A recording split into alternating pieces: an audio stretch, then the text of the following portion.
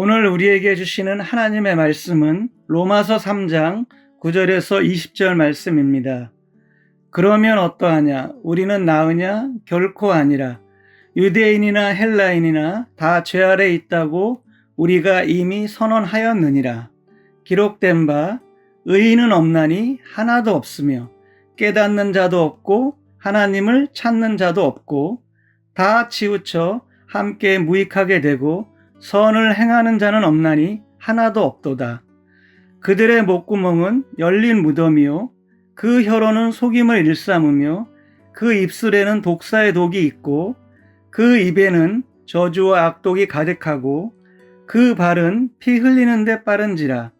파멸과 고생이 그 길에 있어 평강의 길을 알지 못하였고 그들의 눈앞에 하나님을 두려워함이 없느니라 함과 같으니라. 우리가 알거니와 무릇 율법이 말하는 바는 율법 아래 있는 자들에게 말하는 것이니 이는 모든 입을 막고 온 세상으로 하나님의 심판 아래 있게 하려 함이라.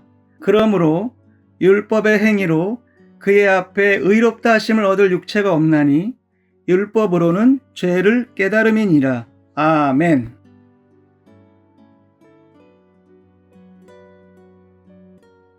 성도 여러분, 우리가 몸이 이상하게 느껴져서 병원을 찾아가면 가장 먼저 하는 것이 뭘까요? 증상을 들어보고 필요한 검사를 하는 것입니다. 검사 자체는 우리 몸을 바꾸지 않습니다. 엑스레이를 찍는다고 몸이 낫지 않고 MRI나 CT를 찍는다고 해서 그것 자체가 우리를 치료하지 않습니다. 그럼에도 병원에 가장 중요하게 하는 것은 바로 우리 몸의 어느 부분이 정확하게 어떻게 나쁜지, 어느 정도 나빠졌는지에 대해서 검사를 하는 것이죠. 그것이 이루어지고 나서야 우리는 어떤 약을 써야 할지, 수술을 해야 할지 말아야 할지를 결정할 수 있습니다. 이 검사가 생략되면 몸이 아프다는 느낌만 있을 뿐 정확한 치료를 할 수가 없죠. 로마서의 앞부분은 마치 이 엑스레이처럼 인간이라는 존재의 현 상태를 구석구석 비춥니다. 어느 정도까지 죄라는 것이 퍼져 있는지를 비춰주죠. 만약에 이 단계가 없으면 인간은 제대로 치료받고 구원받을 수가 없습니다. 로마서 1장에는 이방인들의 죄를 고발했습니다. 우상 숭배, 불의, 추악, 탐욕, 살인, 사기, 동성애 등 수많은 죄가 나열되어 있었습니다. 그렇다면 유대인들은 나은가? 2장부터 3장 앞부분까지 주로 유대인들의 죄가 기록되어 있죠. 판단하는 죄, 교만한 죄, 위선과 가식의 죄, 율법을 범한 죄 등이 나열되어 있었습니다. 그렇다면 인간이라는 존재에 대한 성경의 전체 진단이 뭘까요? 이방인과 유대인을 각각 해부해봤던 전체 진단서, 그것이 오늘 본문입니다. 3장 9절입니다. 그러면 어떠하냐? 우리는 나으냐? 결코 아니라. 유대인이나 헬라인이나 다 죄 아래 있다고 우리가 이미 선언하였느니라. 그리고 나서 우리가 잘 아는 본문 10절이 이어지죠. 기록된 바 의인은 없나니 하나도 없으며. 이것이 성경이 말하는 인간이라는 존재의 현 상태인 것이죠. 사랑하는 여러분, 기독교가 바라보는 인간의 상태가 바로 이렇습니다. 세상의 일반 철학이나 다른 종교가 바라보는 인간관과는 완전히 다르죠. 세상은 인간을 여러 가지로 봅니다. 그 중에 어떤 사람들은 인간이란 존재가 기본적으로 선하다고 생각하죠. 원래 인간은 아기 때 선하게 태어났는데 환경이 그를 망쳐놓는다는 입장입니다. 그런 경우에는 해결책이 뭘까요? 인간의 죄가 아니라 사회 환경을 바꾸는 것이 해결책이겠죠. 즉, 사회 변혁과 진보, 그것이 핵심적인 해결책입니다. 이와 비슷하지만 백지설도 있습니다. 인간은 처음에는 도화지처럼 무색의 존재라는 입장이죠. 그런 인간에게 빨간색을 칠하면 빨간 종이가 되고 파란색을 칠하면 파란 종이가 된다는 입장입니다. 이 경우에는 뭐가 해결책일까요? 교육이 가장 중요한 해결책이 됩니다. 올바른 교육을 제공하면 모든 존재가 선한 쪽으로 이동할 수 있다는 것이죠. 인간을 선하다고 보아서 이 부조리를 사회 구조 탓으로 돌리든, 아니면 인간이 백지여서 교육에서 이 모든 해결책을 찾든, 둘 다 공통점은 인간의 내면의 죄를 간과한다는 것입니다. 둘 다 마치 눈에 보이는 증상만을 건드리는 것이죠. 폐가 망가져서 기침을 하는 사람한테 기침약만 제공하는 것과 같습니다. 틀린 소견을 내니까 틀린 처방전이 나올 수밖에요. 성경은 분명히 말합니다. 모든 인간은 유대인이든 이방인이든 선한 것과 악한 것이 공존하는 것이 아니라 전적으로 타락한 존재라는 것입니다. 죄는 환경의 문제가 아니라 우리 개개인 안에 도사리고 있는 마음의 문제입니다. 이 세상 역사 가운데서 가장 선하다고 일컬어지는 사람, 예를 들어서 테레사 수녀나 슈바이처, 혹은 간디나 만델라 같은 사람 역시 하나님의 투시경으로 보면 죄악이 가득한 존재임은 부정할 수 없습니다. 인간 누구라도 스스로의 힘으로 자기를 구원에 이르게 할 수 있는 존재는 단 한 사람도 없습니다. 물론 인간 중에는 상대적으로 훌륭한 삶을 사는 사람들이 있습니다. 그들의 선한 의지와 노력, 숭고한 인류애, 그게 다 의미 없다는 것은 아닙니다.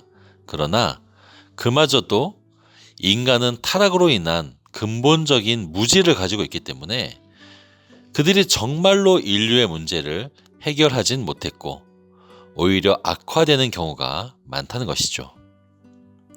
우리가 잘 아는 위인 중에 노벨이 있습니다. 그가 발명한 화약은 산업 발전과 특별히 광업에 획기적인 공헌을 했지만 그것이 전쟁의 살상 무기로 쓰였습니다. 원자폭탄을 개발한 오펜하이머 역시 히틀러의 나치를 억제하고 전쟁을 종식시킨 공도 있지만 그 결과로 지금은 온 인류를 핵무기가 위협하는 그런 시초를 마련했죠.